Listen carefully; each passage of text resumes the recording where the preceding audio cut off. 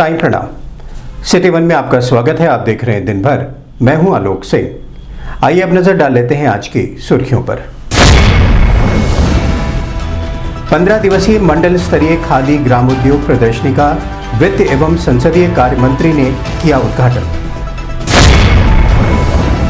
बुढ़वा मंगल पर महायोगी गुरु गोरखनाथ मंदिर में उमड़ी श्रद्धालुओं की भारी भीड़।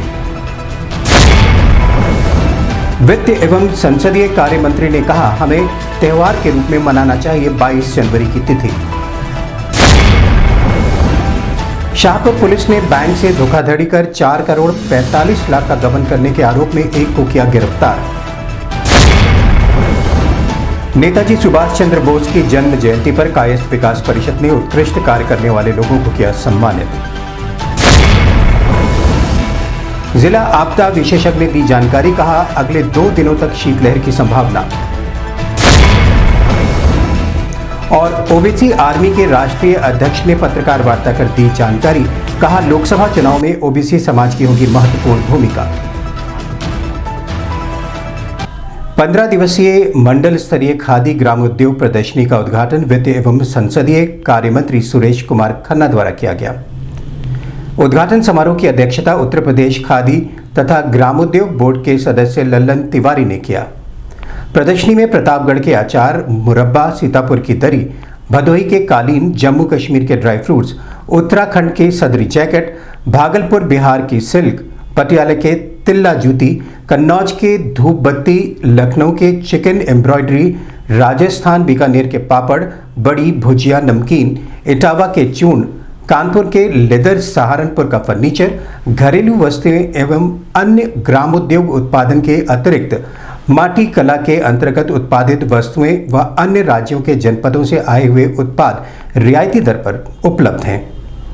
अपने संबोधन में वित्त एवं संसदीय कार्य मंत्री सुरेश कुमार खन्ना ने कहा कि प्रदर्शनी में अधिक से अधिक संख्या में पहुंचकर खरीदारी करें। देश के विभिन्न प्रांतों से आए हुए विभिन्न सामग्रियों को उचित रेट पर इस मेले में दिया जा रहा है। जहां लोग हाथों से बने इन वस्तुओं का इस्तेमाल करेंगे, वहीं स्थानीय कला को भी इस प्रदर्शनी के माध्यम से अधिक बढ़ावा मिलेगा। इस मौके पर सदर सांसद रवि कृष्ण शुक्ला, महापौर डॉक्टर मंगलेश श्रीवास्तव, विधायक श्रीराम चौहान, विपिन सिंह, एमएलसी डॉक्टर धर्मेंद्र सिंह, परिक्षेत्रीय ग्राम उद्योग अधिकारी A.K. पाल सहित बड़ी संख्या में लोग मौजूद रहे।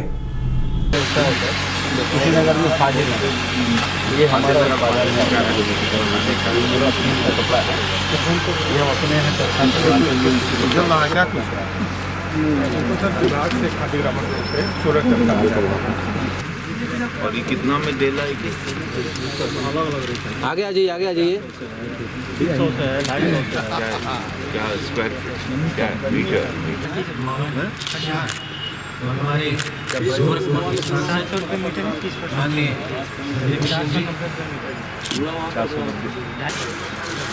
तो अपने घर में हाँ सब मशीन लगी है। 1.5 लाख रुपया आया था। विधायक जी अपने घर से अपने मशीन लगा के महिलाओं को लेकर 15 लोगों को जॉब देती हैं। वाह धर्मेंद्र जी, वाह राम जी, विधायक जी, प्रदीप जी, थोड़ा सा ये पीछे आइएगा मोबाइल। राम जाइए, कहाँ आइए बगल में आइए। श्री राम जय राम जय जय श्री राम जय राम जय जय राम।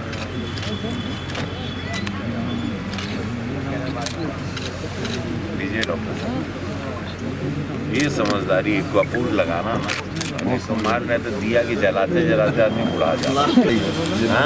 धर्मेंद्र भैया आइए इधर बगल में, धर्मेंद्र भैया बगल में आइए।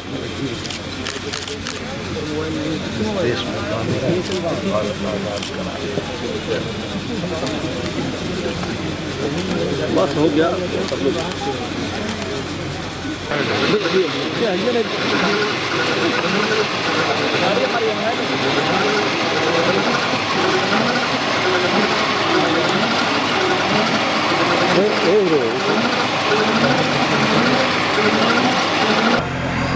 गोरखपुर में नहीं बल्कि प्रदेश में भी लोकप्रिय हमारे विधान परिषद सदस्य माननीय प्रदीप शुक्ल जी, माननीय विधायक, आप सबसे फिर निवेदन ताली बजाने के लिए। इस संबंध में मीडिया कर्मियों से बात करते हुए वित्त एवं संसदीय कार्य मंत्री सुरेश कुमार खन्ना ने बताया। मैं विशेष रूप से बधाई देता हूं अपने ओडीओपी में लगे हुए जितने भी कारीगर हैं, जितने भी शिल्पकार हैं और ख़ास तौर से जितने बुनकर हैं कि उन्होंने एक बहुत अच्छा काम किया है। मैंने कुशीनगर का स्टॉल देखा, खास गोरखपुर का देखा और भी कई क्षेत्रों के यहाँ पर प्रोडक्ट्स लगे हुए हैं।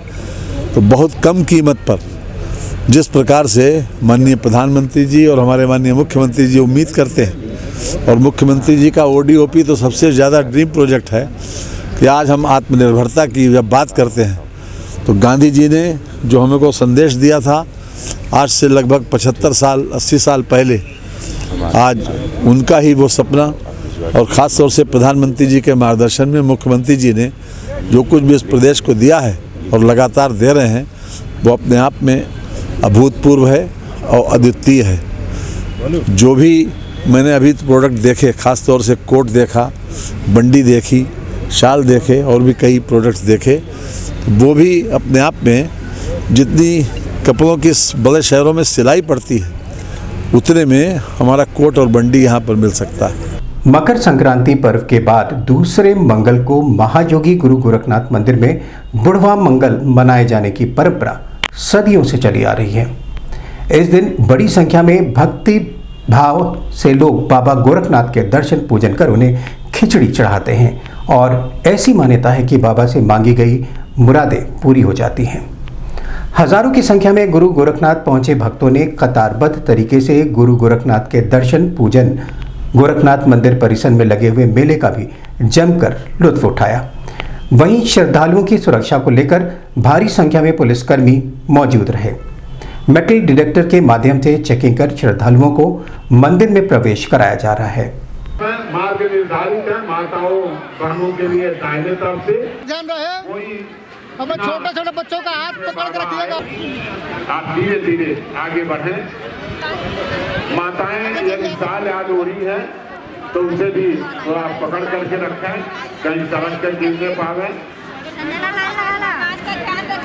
इसका विशेष ध्यान रखें। पूरी नजर रखी जा रही है, कैमरे की नजर में है आप, फिर भी आप सतर्क हो अथवा चोट लग गया हो, लग गई हो तो उनके लिए यहाँ पर खुले बढ़ते क्षेत्र के बगल में आबादी में और सब निःशुल्क है। अच्छा, आप धीरे धीरे आगे बढ़े। चलिए चलिए चलिए आगे चलिए।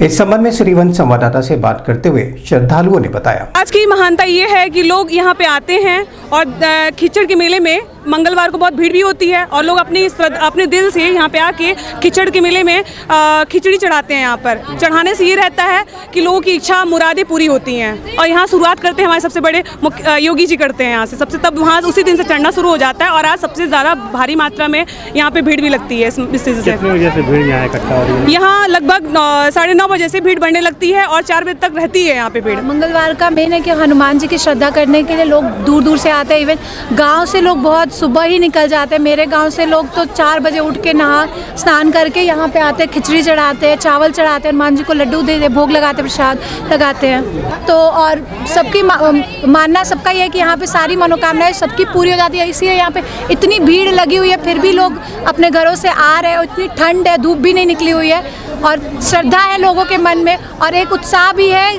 कि रामलला आए हैं। तो अब अयोध्या तो सब कोई जा नहीं सकता है, तो यहाँ पे आके अपना एक भाव दिखा रहे हैं श्रद्धा का और पूजा पाठ कर रहे हैं। पूरी में भरत खंडे आर्यावर्ते भारतवर्ष एक नगरी है विख्यात अयोध्या नाम की, यही जन्म भूमि है परम पूज्य श्री राम की। हम कथा सुना राम सकल गुण धाम की। ये रामायण है पुण्य कथा श्री राम की। ये रामायण है पुण्य कथा श्री राम की। गोरखपुर पहुंचे वित्त एवं संसदीय कार्य मंत्री सुरेश कुमार खन्ना ने मीडिया कर्मियों से बात करते हुए कहा कि हमारे लिए बड़ा हर्ष का विषय है कि सैकड़ों वर्षों के संघर्ष के बाद अब प्रभु श्री राम अपने नए भवन में विराजमान हुए हैं। 22 जनवरी की तिथि को हमें हर वर्ष पर्व और त्योहार के रूप में मनाना चाहिए, जिससे इस तिथि को हम अपने जीवन में स्थापित कर हमेशा याद रख सकेंगे। हम तो ये कहेंगे कि 22 जनवरी एक ऐसा दिन है कि जिसको हम त्यौहार के रूप में हर वर्ष बनाएं, और अगर हम त्यौहार के रूप में हर वर्ष बनाएंगे तो इसको हम हमेशा जीवन भर याद रखेंगे। 1000 साल नहीं, 10,000 साल इसको याद रखा जाए। बोलो जय। आज मुझे खुशी है, आज खुशी है इस बात की कि 500 वर्ष के बाद लोगों की इच्छा पूरी हुई और लोग अपने मन से खुशी का इजहार कर रहे हैं। लोगों के पास ये शब्द नहीं है कि किस तरीके से इजहार करें, लेकिन अपने अपने तरीके से सभी लोगों ने इसको महसूस किया और एक तरीके से एक जन आंदोलन बन गया। कल तो ऐसा लग रहा था कि जैसे पूरा देश उमड़ पड़ा। मैं बधाई देना चाहता हूं सभी को, जो भी लोग इसमें लगे हैं, जो सहानुभूति रखते हैं या जिन्होंने पार्टिसिपेट किया, सबके प्रति शुभकामनाएं देते हैं। धन्यवाद। जनपद में वरिष्ठ पुलिस अधीक्षक के निर्देश के क्रम में धोखाधड़ी के अपराधों पर अंकुश लगाने एवं अपराधियों की गिरफ्तारी के संबंध में चलाए जा रहे अभियान के तहत शाहपुर थाने की पुलिस ने कूट रचित दस्तावेजों पर प्रतिरूपण द्वारा धोखाधड़ी कर बैंक से 4 करोड़ 45 लाख रुपए का गबन करने के आरोप में एक अभियुक्त को गिरफ्तार किया है, जिसकी पहचान रुद्रांश पांडे के रूप में हुई है।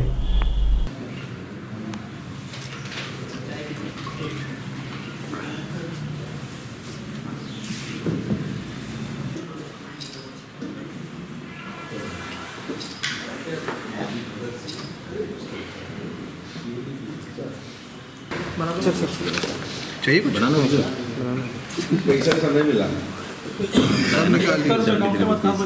सर ने बताया ना 73 रुपए जेब में भी हो। इस संबंध में पुलिस लाइन के व्हाइट हाउस सभागार में मीडिया कर्मियों से बात करते हुए एसएसपी डॉक्टर गौरव ग्रोवर ने बताया, गोरखपुर के थाना शाहपुर में आईसीआईसीआई बैंक के लोन से संबंधित एक फ्रॉड का मामला सामने आया है, जिस संबंध में पूर्व में 2 मुकदमे पंजीकृत किए गए हैं। एक मुकदमा 2023 में और एक मुकदमा 2024 में पंजीकृत हुआ है। इसमें बैंक द्वारा ये एलिगेशंस लगाए गए हैं कि एक रुद्रांश पांडे नाम के व्यक्ति अपने सहयोगियों के साथ मिलकर के उनके द्वारा 2022 और 2023 में 2 लोन लिए गए, जिसमें कि उनके द्वारा कूट रचित डॉक्यूमेंट्स यूज़ किए गए। अपने आप को एक जेन्युइन व्यक्ति दिखाने के चक्कर में फर्जी प्रॉपर्टी के दस्तावेज़ बनाने में उनके द्वारा एक फर्जी रजिस्ट्री भी करवाई गई। अपने आप को एक गल्ला व्यापारी शो करने के चक्कर में अपनी एफसीआई के भी बिजनेस डॉक्यूमेंट्स और आईटी रिटर्न्स को भी फेक किया गया, जिसके माध्यम से 2 केसेस में टोटल 4 करोड़ 50 लाख के आसपास का लोन इनके द्वारा लिया गया। कुछ इनके द्वारा इंस्टॉलमेंट्स पे की गई हैं, लेकिन जब ये इंस्टॉलमेंट्स पेमेंट बंद हुई तो बैंक को इसमें शक हुआ। बैंक के द्वारा इसमें जांच की गई तो ये सामने आया कि ये दोनों जो लोन लिए गए थे, इसमें जो वेरिफिकेशन के समय पर अपनी डिटेल्स दी गई थी वो फर्जी थी। इसमें प्रॉपर्टी के डॉक्यूमेंट्स और एड्रेस भी फर्जी थे, जिस कारण से ये लोन डिफ़ॉल्ट हुए हैं। इस संबंध में बैंक द्वारा 2 मुकदमे पंजीकृत कराए गए हैं। इसमें मुख्य अभियुक्त रुद्रांश पांडे, जो कि दोनों लोन में मुख्य अभियुक्त और मुख्य साजिश करता है, उसको अरेस्ट किया गया है। इसके अतिरिक्त बैंक की एफआईआर में और भी लोग नामजद हैं, जिसमें कि जो रुद्रांश पांडे है उसकी मदर का अकाउंट भी इसमें यूज़ हुआ है।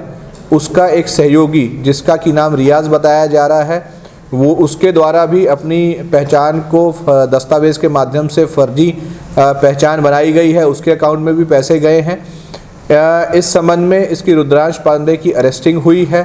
साथ ही साथ जो बाकी अभियुक्त हैं उनकी तलाश जारी है। इस संबंध में जो बैंक है उससे भी डिटेल्स मांगी जा रही हैं कि लोन देने के समय पर कौन कौन सी वेरिफिकेशन प्रोसेस को फॉलो किया गया, या KYC या बाकी अन्य जो उनके यहाँ प्रावधान होते हैं, क्या उनका फॉलो किया गया, कौन कौन कर्मचारी इसमें इन्वॉल्व थे, वो पूरी डिटेल उनसे मांगी जा रही है। ये इन्वेस्टिगेशन अभी शुरू हुई है। इसमें जो अभियुक्त है उसके कब्ज़े से कई ऐसी चीज़ें बरामद हुई हैं जो कि ये शो करती हैं कि काफ़ी प्लानिंग करके उसके द्वारा ये पूरी घटना कारित की गई है। इसमें एक Toyota Fortuner, laptop, 10 pan card जो इसके पास से बरामद हुए हैं, 6 ATM कार्ड, 25 चेकबुक इसके पास से बरामद हुई हैं, पासबुक हुई है, सील मोहर, बाकी अन्य पेन ड्राइव वगैरह भी इससे यहाँ से बरामद हुई हैं। इस घटना करने के बाद इसकी प्लानिंग ये थी कि इसी तरह से फर्जी डॉक्यूमेंट्स के आधार पर और भी लोन फ्यूचर में इसके द्वारा लिए जाएं और फर्जीवाड़ा किया जाए। इसको अरेस्ट करके जेल भेजा जा रहा है। इसके सहयोगियों की तलाश की जा रही है, उनको भी जल्द ही अरेस्ट करके जेल भेजा जाएगा और आगे चल के इसमें गैंगस्टर की कार्रवाई भी पुलिस द्वारा की जाएगी। अभी वक्त है छोटे से ब्रेक का, मिलते हैं ब्रेक के बाद। नमस्ते, मैं प्रिया मिर्जा। आप देख रहे हैं गोरखपुर का नंबर 1 चैनल सिटी 1। आप देख रहे हैं गोरखपुर का नंबर 1 चैनल सिटी 1। हाय, मैं ईशान और आप देख रहे हैं गोरखपुर का नंबर 1 चैनल सिटी 1। आप देख रहे हैं गोरखपुर का नंबर 1 चैनल सिटी 1। मैं हूं दिव्या दत्त। हेलो गाइस, मैं दिलजीत दोसांझ। आप देख रहे हैं सिटी 1 गोरखपुर का नंबर 1 चैनल। हेलो एवरीबॉडी, मैं हूं कृष्णा अभिषेक और आप देख रहे हैं गोरखपुर का number 1 channel city 1। Hi Manmeet, with Amit bros और आप देख रहे हैं गोरखपुर का number 1 channel city 1 channel. Break के बाद आपका स्वागत है। ये देखते हैं दिन भर।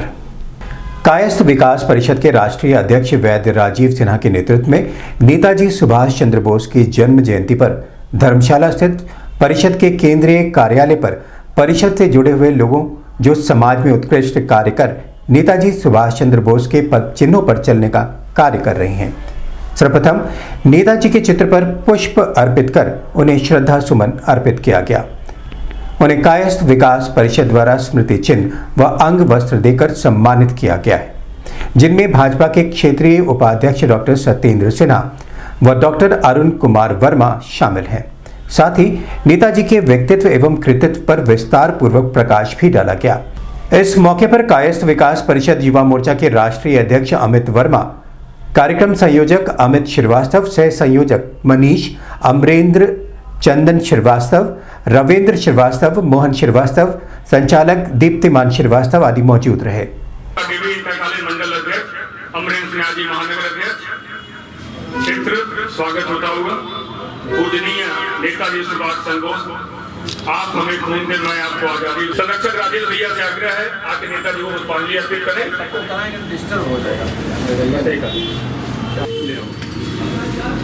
चंदन जी फोटो लीजिए। भारत छुपा लीजिए, छुपा लीजिए। बहुत बहुत बधाई। आदरणीय राष्ट्रीय अध्यक्ष जी से आग्रह है। पकड़े रहिए डॉक्टर।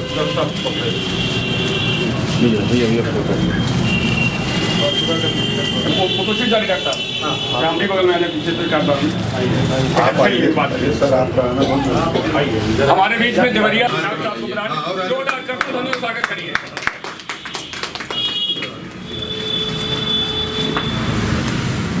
अभी डॉक्टर साहब के जो मित्र लोग हैं इधर पकड़िए, उधर से अभी हमारे जो अतिथि हैं समर्पित करें। आदरणीय डॉक्टर सत्येंद्र सिन्हा। इसी क्रम में आदरणीय निरंकार जी से आग्रह है, हमारे राष्ट्रीय अध्यक्ष युवा प्रकोष्ठ भाई आदरणीय रवि जी से आग्रह है, कृपया मंच पे आ जाए। आप सभी लोग एक बार पीछे आ जाए। नहीं जगह कोई बात नहीं। अब तक के सबसे के स्वागत है, जोरदार तालियां। रवि भैया कहाँ भाई? रवि जी, अरे भाई रवि का भाई फोटो कम लिया। नहीं आराम से। ये जोरदार तालियां हमारे राष्ट्रीय अध्यक्ष जी के लिए। इस संबंध में सिटी 1 संवाददाता से बात करते हुए कायस्थ विकास परिषद के राष्ट्रीय अध्यक्ष वैद्य राजीव सिन्हा, डॉक्टर सत्येंद्र सिन्हा व डॉक्टर अरुण कुमार वर्मा ने बताया, नेताजी सुभाष चंद्र बोस की जयंती के शुभ अवसर पर अपने समाज के उन लोगों को सम्मानित करने का काम परिषद ने किया है जिन्होंने समाज को, राष्ट्र को एक दिशा देने का काम किया। नेताजी के पदचिन्हों पर चलने का प्रयास जिन लोगों ने कायस्थ समाज के किया है, उन्हें आज परिषद ने सम्मानित करके अपने को गौरवान्वित महसूस किया। नेताजी सुभाष चंद्र बोस जैसे लोग जब पैदा होते हैं तो धरती धन्य हो जाती है। वह ऐसे लोग हैं जिनके बारे में शब्द कम पड़ेंगे, उनके विषय में मैं क्या कह सकता। नेताजी सुभाष चंद्र बोस जी के जयंती के अवसर पर कायस्थ विकास परिषद के द्वारा विभिन्न क्षेत्रों में काम करने वाले लोग, उनके लिए सम्मान का कार्यक्रम इन लोगों ने रखा है। इन लोगों ने सम्मानित किया है, इसके लिए बहुत बहुत धन्यवाद परिषद का और सभी पदाधिकारियों का। जैसा कि आप सब लोगों को पता है कि आज नेताजी सुभाष चंद्र बोस जी की जयंती है और नेताजी सुभाष चंद्र बोस जी का जो एक नारा था, तुम मुझे खून दो मैं तुम्हें आज़ादी दूंगा, इसका मतलब ये है कि समाज में जब हम काम करने के लिए जाते हैं और समाज के लिए कुछ करना चाहते हैं तो समाज में हमको कुछ करने के लिए या लोगों के बीच में जाने के लिए या समाज में बदलाव लाने के लिए, वो चाहे कोई भी क्षेत्र हो, उसमें हमको सेक्रीफाइस करना पड़ता है, मतलब मूल्य चुकाना पड़ता है। बिना मूल्य चुकाए हम कोई भी काम नहीं कर सकते हैं, क्योंकि समाज का काम जो है वो बहुत कठिन काम है और सामाजिक काम सभी लोगों के साथ मिलजुल करके किया जाता है। इसलिए सभी लोग जब समाज के लोग आगे बढ़ करके और समाज में बदलाव करना चाहते हैं, चाहे वो राजनीतिक क्षेत्र हो, चाहे सामाजिक क्षेत्र हो, चाहे वो सेवा का क्षेत्र हो, तो जब सब लोग साथ मिलते हैं तभी उसमें कुछ बदलाव होता है। और मुझे खुशी है कि कायस्थ विकास परिषद लगातार अपने इन कार्यों के नाते और लगातार इस प्रकार के कार्य करके समाज में अपनी एक अग्रणी भूमिका निर्वहन करता रहता है। इसके लिए बहुत बहुत धन्यवाद। सम्मानित होकर मैं बहुत अभिभूत हूँ और वो भी सुभाष चंद्र बोस जी की जयंती पर जो मुझे सम्मानित किया गया, इससे हौसला और हमारा बढ़ा है, आगे और बढ़ चढ़ के अपने क्षेत्र में मैं काम करूँगा। इंडियन मेट्रोलॉजिकल डिपार्टमेंट के पूर्व अनुमान के अनुसार जनपद में तराई क्षेत्र के साथ ही शहरी क्षेत्र में भी शीतलहर की संभावना बनी रहेगी, जो अगले 2 दिनों तक जारी रहेगी। वहीं मंगलवार की सुबह न्यूनतम 4 डिग्री सेल्सियस रहा। विजिबिलिटी कम होने की वजह से वाहन चलाते समय लाइट का प्रयोग आवश्यक महसूस हुआ। कई दिनों के बाद मंगलवार को दोपहर में हल्की धूप से लोगों को थोड़ी राहत मिली। इस संबंध में सिटी वन संवाददाता से बात करते हुए जिला आपदा विशेषज्ञ गौतम गुप्ता ने बताया। देखिए, अभी जो इंडियन मेट्रोलॉजिकल डिपार्टमेंट से भी कल तक की जो सूचना प्राप्त हुई है उसके अनुसार अभी अगले 1-2 दिनों तक शीतलहर इसी प्रकार बनी रहेगी। जैसा कि अभी आज सवेरे की रिपोर्ट थी कि न्यूनतम तापमान 4 डिग्री सेल्सियस रहा है गोरखपुर क्षेत्र का, तो इस हिसाब से अभी ये संभावना आगे बनी रहेगी। और ख़ासतौर से तराई बेल्ट क्षेत्रों में भी फॉग की स्थिति ज़्यादा रहेगी, जो भी नदी आच्छादित क्षेत्र हैं तो कुहासा उधर ज़्यादा रहेगा। तो ऐसी दशा में विजिबिलिटी कम रहेगी, इसलिए जो भी वाहन हैं वो अपने हेडलाइट्स ऑन करके उसको चलाएं ताकि स्वयं की सुरक्षा और सामने से जो आ रहा है उसकी भी सुरक्षा की जा सके। सर, ठंड से बचाव को लेकर देखिए, बहुत ज़रूरी ना हो तो घरों से बाहर ना निकलें। बच्चों का विशेष रूप से ध्यान रखें। गर्म पेय पदार्थ का प्रयोग करें जिससे कि आप सुरक्षित रह सकें।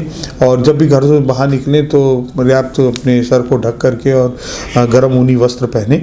और सर, जिला प्रशासन द्वारा समुचित हर जगहों पर कंबल वितरण की कार्रवाई भी की गई है और यथासंभव जो स्वयंसेवी संगठन है वो भी इसमें बढ़ चढ़ करके हिस्सा ले रहे हैं। तो अगर किसी प्रकार की कोई आवश्यकता हो तो उसके लिए आप संबंधित क्षेत्र के तहसील से भी संपर्क कर सकते हैं और सहयोग प्राप्त कर सकते हैं। बैंक रोड स्थित एक होटल में ओबीसी आर्मी के राष्ट्रीय अध्यक्ष काली शंकर यदुवंशी ने पत्रकार वार्ता कर आगामी लोकसभा चुनाव में ओबीसी समाज की भूमिका पर विस्तार पूर्वक जानकारी दी। वहीं ओबीसी आर्मी की ऑनलाइन सदस्यता अभियान का शुभारंभ और ओबीसी आर्मी की सदस्यता वेबसाइट को भी लॉन्च किया गया। ओबीसी समाज अब जग चुका है और ओबीसी आर्मी एक मजबूत रीढ़ का उसके स्तंभ के रूप में आगे आई है। और आज ये जो ओबीसी आर्मी की वेबसाइट लॉन्च हो रही है उसी क्रम में है जो भारत के संपूर्ण भारत में जो ओबीसी जातियां हैं वह हम एक मंच पे इकट्ठा करने जाएंगे।